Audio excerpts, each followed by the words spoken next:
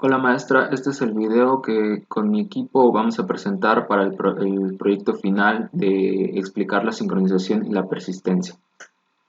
Aquí a la derecha tenemos la representación del modelo OSI y sus 7 capas, empezando desde abajo con la capa física, la segunda la capa de datos, la tercera la capa de red, la cuarta la capa de transporte, la quinta la capa de sesión, la sexta la capa de presentación y por último la séptima y la que nos concierne más en este momento, que es la capa de aplicación.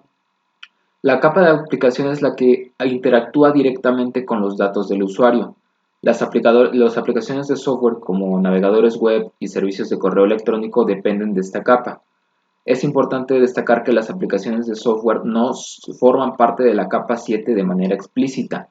Más bien, la capa 7 es responsable de los protocolos y manipulación de datos que generan estas aplicaciones.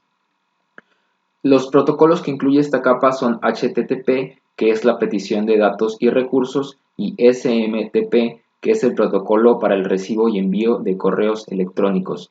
En esta presentación nos centraremos únicamente en la capa 7, ya que como veremos más adelante, es en donde encontramos la persistencia y la sincronización en los sistemas distribuidos, y también es donde trabaja el middleware, que será lo que veremos más adelante. Ahora veremos qué es el middleware y cuál es su papel en un sistema distribuido. El middleware es la capa de software que se ubica entre el sistema operativo y las aplicaciones de los usuarios. En un sistema distribuido, el middleware es un software de conectividad que permite ofrecer un conjunto de servicios que hacen posible el funcionamiento de aplicaciones distribuidas sobre plataformas heterogéneas. Básicamente, el middleware es como un intermediario entre el emisor y el receptor, que estos dos, el emisor y el receptor, veremos que son más adelante. Y como mencioné anteriormente, el middleware solo trabaja en la capa 7 del modelo OSI, es decir, la capa de aplicación. El middleware implanta comunicación entre módulos que se encuentren en la capa 7. Ahora veremos qué es el emisor y el receptor en la situación trabajando con mensajes. La sincronización y la persistencia son características de las situaciones de envío y recepción de mensajes. Con los mensajes no se utilizan los términos cliente y servidor porque esos están reservados para invocaciones de servicio o de servicios. Se utilizan los términos emisor y receptor al trabajar con mensajes. Y bueno, como ya sabemos desde hace tiempo, un emisor es alguien que manda un mensaje y un receptor es alguien que está esperando a que le escuche ese mensaje y conteste o confirme al emisor de que ya llegó. Ahora vamos a ver qué es la sincronización. La sincronización tiene en cuenta el intervalo de espera que debe soportar el emisor para confirmar la transmisión del mensaje, es decir, si ya se entregó el mensaje. De forma simple, la sincronización es el intervalo de tiempo en el que el emisor confirma que se envió el mensaje. Aquí podemos hacer una analogía de que pues tenemos un mensaje, tenemos un intervalo de tiempo y por ejemplo las palomitas aquí de WhatsApp podemos hacer una analogía de que eso es cómo nos avisa de que el mensaje ya se envió, si tiene una palomita, y de si ya se recibió por el receptor cuando sale la segunda palomita. Ahora veremos las clases de comunicación en función de su sincronización. Existen dos clases de comunicación en función de su grado de sincronización, la comunicación asíncrona y la síncrona. A continuación se van a explicar mejor cómo funcionan. Aquí tenemos la comunicación. La síncrona se refiere al acceso inmediato en tiempo real a la información y la asíncrona es aquella que se da de forma simultánea. Aquí tenemos unos ejemplos. Tenemos que en la comunicación asíncrona encontramos el correo electrónico, el cliente del correo electrónico y los foros online. Y en la comunicación síncrona tenemos a la mensajería instantánea. Entonces veremos un poco más sobre estas dos clases de comunicación a continuación. Comenzaré con la comunicación asíncrona. En esta clase de comunicación el emisor no se bloquea, envía el mensaje del componente local del middleware de comunicación y continúa inmediatamente con su ejecución. El emisor nunca llega a suspenderse en este tipo de comunicación. El emisor siempre asume que la transmisión del mensaje no genera ningún problema. Como podemos ver aquí en la imagen, tenemos al emisor, este es el tiempo, de forma horizontal, Entonces, envía el mensaje y no se bloquea. Lo manda al middleware y el middleware se lo pasa a la recepción y así no manda ninguna confirmación de recepción, la recepción al middleware ni el middleware al emisor. Esta es la comunicación asíncrona. Ahora, para la comunicación síncrona, tenemos que en esta clase de comunicación el emisor sí se bloquea esperando la confirmación del middleware de que el mensaje fue enviado y entregado correctamente. Aquí podemos retomar la analogía de WhatsApp en la forma en que enviamos un mensaje. Primero sale una palomita de que se envió y después sale otra palomita de que se ha recibido. Es importante destacar que existen tres variantes de comunicación síncrona, dependiendo del evento para retornar la confirmación de envío y recepción del mensaje. Y a continuación vamos a ver esas tres variantes. La primera variante es la comunicación síncrona basada en el envío. En esta comunicación el middleware responde al emisor confirmando que podrá realizar la transmisión. El mensaje está todavía en los buffers de envío del nodo emisor, pero dichos buffers son gestionados por el middleware. La confirmación es muy rápida y en ella solo intervienen procesos locales. Como podemos ver, aquí tenemos otra vez esta línea que representa el tiempo en forma horizontal. Tenemos al emisor y al receptor. Primero, el emisor hace el envío del mensaje e inmediatamente se bloquea. El middleware confirma el envío del mensaje y le manda esa señal al emisor para desbloquearlo. Y al mismo tiempo envía el mensaje al receptor y este pues recibe el mensaje. Esa es la variante de la comunicación síncrona basada en el envío. La segunda variante de la comunicación síncrona es la basada en la entrega. En esta variante el middleware responde al emisor cuando el receptor ha confirmado la correcta entrega del mensaje. Para este caso el mensaje ya tiene que llegar al receptor y ya ha debido de entregarse al proceso destinatario. Tras haber realizado la entrega, el propio middleware de intercomunicación será quien retorne la confirmación de que el mensaje fue entregado al emisor para volver a activarlo. Aquí podemos ver al emisor que hace el envío del mensaje y se bloquea. El middleware manda el mensaje al receptor y una vez el receptor ya lo tiene y lo entregó al proceso que lo necesita, regresa la confirmación al middleware de que ya fue entregado el mensaje y el middleware manda la confirmación al emisor para suspender su bloqueo y vuelve el emisor a tener disponibilidad. Esa es la segunda variante de la comunicación síncrona. En la tercera y última variante de la comunicación síncrona tenemos a la basada en el procesamiento.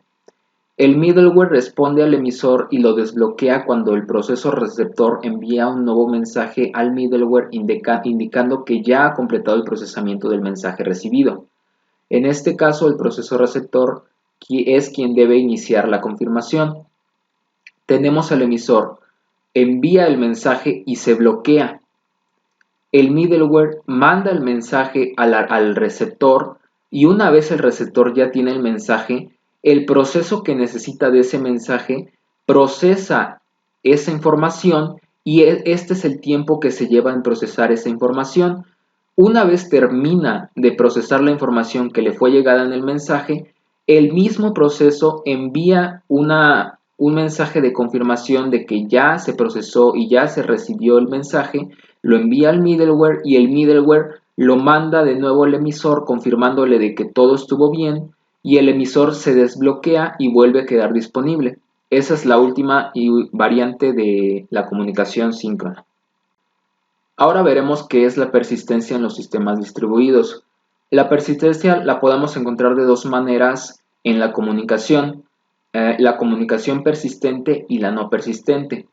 A continuación una explicación de lo que son y un ejemplo para cada una de ellas.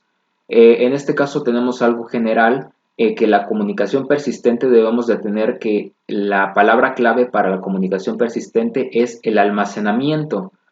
Y para la comunicación no persistente la comunicación no persistente no tiene almacenamiento de los datos que se están enviando. Entonces un ejemplo, por ejemplo, sería Teams, en el que más adelante tendrá más sentido de por qué decimos que es una comunicación no persistente. Ahora veremos qué es la comunicación persistente.